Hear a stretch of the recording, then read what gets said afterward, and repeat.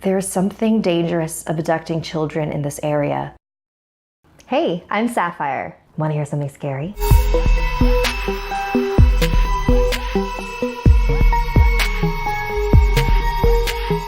You've heard of the Slender Man, but have you heard of the tall, slender woman? This next chapter is a Japanese urban legend called Hachishaku-sama, which means 8 feet tall. My grandparents lived in a small village in Japan. Every summer, my parents would take me there on holiday to visit them. The last time I saw them was the summer when I was 8 years old. My grandparents were inside the house and I was playing by myself outside in the backyard. I heard a strange sound.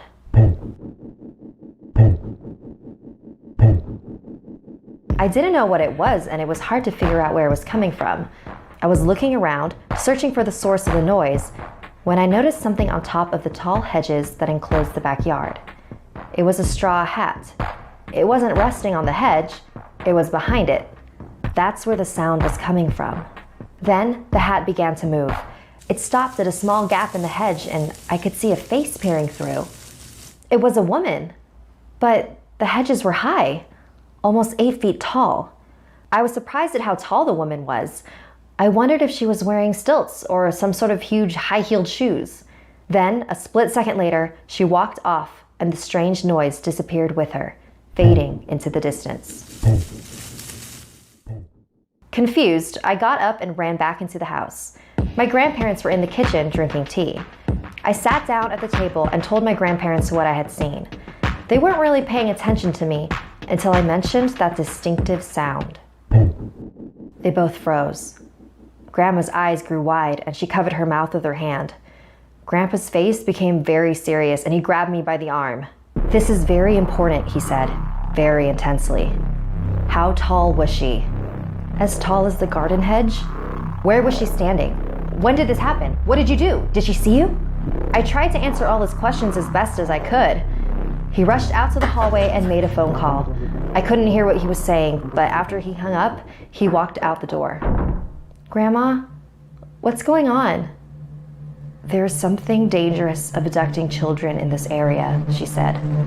"We call it Hachishaku-sama. It takes on the appearance of an extremely tall woman and says, in a deep voice. A long time ago, it was captured by monks and they managed to confine it in a ruined building on the outskirts of the village. They trapped it using 4 jizo, small religious statues that they placed at the north, south, east, and west of the ruins so that it could not escape. But somehow, it did. The last time it appeared was 15 years ago.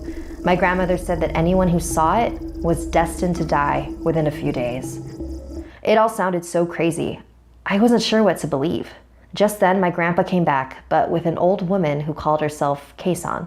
They took me upstairs to my bedroom and began covering the windows with newspaper, with ancient runes written all over them. Keisan placed small bowls of salt in all 4 corners of the room and a small Buddha figure in the center. "Soon the sun will be setting, so listen carefully. You must stay in this room until 7:30 tomorrow morning. Do not open this door for any reason." She placed a bucket in my hands. "Not even to use the restroom." My grandparents and Keisan left the room and I locked the door after them. I couldn't believe what was happening. Was I really going to die in a few days? I turned on the TV to try to take my mind off everything and eventually fell asleep. I was awakened around 1 a.m. by a tapping sound on the window. "It's probably just a tree or something," I told myself. Then came a knock on the door and I heard my grandpa's voice. "Are you okay in there? If you're scared, I can come keep you company." Hearing his voice was such a relief that without thinking, I rushed over to the door. But something didn't feel right. I looked at the bowls of salt in the room.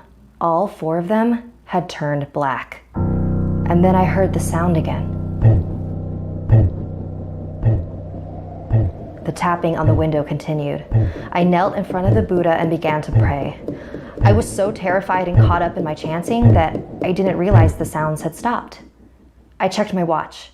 It was 7:30 a.m. Carefully, I opened the door and ran to my grandparents. We all got in a van and headed straight for the airport.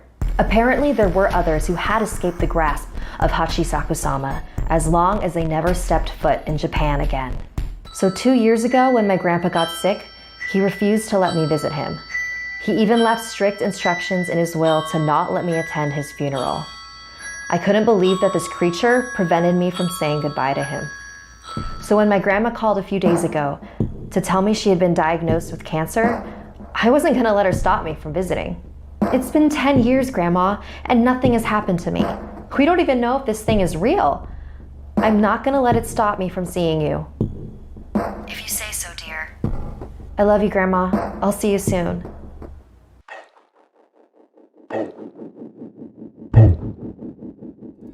Like this video if it gave you the chills, and don't forget to subscribe to Snarled and our sister channels Hissyfit and Slaytrix.